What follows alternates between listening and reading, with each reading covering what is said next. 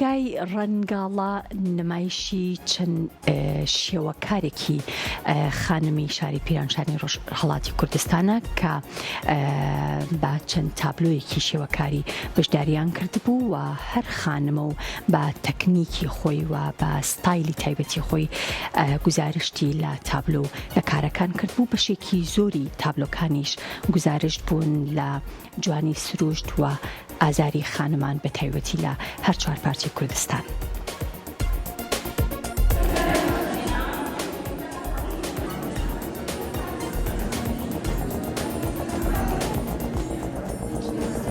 زینب خەلیلی مامۆدیری ئامۆزشگای سپیدار ئەوڕۆ بە خاتری نمایشگای ڕەنگە ڕۆغان لێرە خڕ بووینەتەوە. دووەمین نمایشگایەکە کە دەتوێت ئەو ساڵدا لە تەرەف ئامۆزشگای سپیدار بەرگۆزار بووە. دەفعەی پێشێکە داهاوێنێدا بەرگۆزار بوو سەر کاری تەڕاحیماندا نابوو کە کاری هونەرزۆکانی کلاسی تەڕاحی بوون و کەمابێش هەموو تازەکار بوون دەو کارێدا. ئەوڕۆکانش مەجموعەیەک لە هونەرزۆکانین لەگەڵ شەخسی ئوستاد کە نمایشگامان داناوە. نمایشگای ئەو جار پێم وایە بڕێک تایبەتە و تەفاوەتی هەیە لەگەڵ نمایشگایەکان دیکە هەم بە حزوری ئاغای دانێشوەر، حزوری پۆرۆفتخاری ئاغای دانێشوەر کە لوتفی کرد و کارەکانی سەرکێنانەوە خانێ و لەگەڵ ئەمە نمایشگای دانا. بەخشێک لە کارەکان دیارە هەموو تەمریناتێکن کە دەتوان بڵم تەجروبیاتی هۆنەری منەتی ئەو ساڵانە بۆی کە کارەکانمان ئێرتقا دەین و بیبینە پێشێ. شاید چەند کارێکی ئۆرجیناڵیشی دەنێ و تاوی مەجموعەکەیدا تێیدا بێ کە پێم وایە نمایشگای کولەن جیاواز و متەفاوت کردووە لە نمایشگایەکانی دیکە.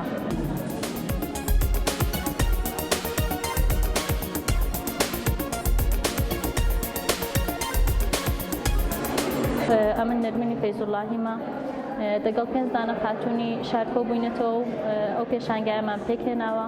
کۆی گشتی بەرهەمەکان لە نێو پێشانگاستی بەرهەم من کە من بۆ خۆم بە حەوت بەرهەم بەشداریم کردو و بۆ ماوەی حەوتوویەک لێرە کۆ دەبینەوە بەرهەمەکان نیشان دەدەین کە بە شانازەوە مامۆستا ناسر دانشور بۆ خۆشی بە پێنج بەرهەم دەگەڵ ئەمێ بەشداری کردو.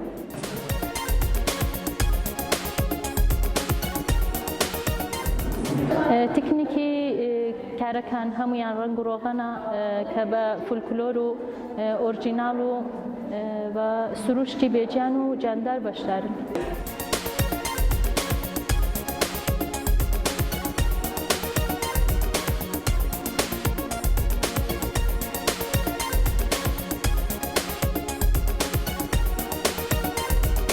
ئەمڕۆ ئێمە لێرە کۆبووینەتەوە لەگەڵ هەندێک لە نیگارەکێشانی پیرانشاری پێشانگایەکمان داناوە. من خۆم لێرە سێدانە ئەسەرم داناوە کە یەکیان کۆپی لە کاری ئوستاد موحسینیە. پێم خۆشە کارەکانم بەڕاستی مەفهوم و پەیامێکی بگەین و بۆی کە بۆ ئەو جگە بگەین پێویستە کە ئەمە زۆرمان دەستمان بەهێز بکەین، زۆر دەستمان بەهێز بکەین و زۆر تەمرین بکەین. یعنی دەتوان بڵم کارهایەکی کۆپیش دەتوانێت زۆر دەستی ئەمە بەهێزکار کە وردە هەم مێشکمان بۆ کار بکەوێ هەم ئەوەی کە زۆرتر بڕۆین ببینین و تێ بفکرین کە بەڕاستی ئەو شتێکە لە مێشکماندا بتوانین بیهێنە سەر بوو.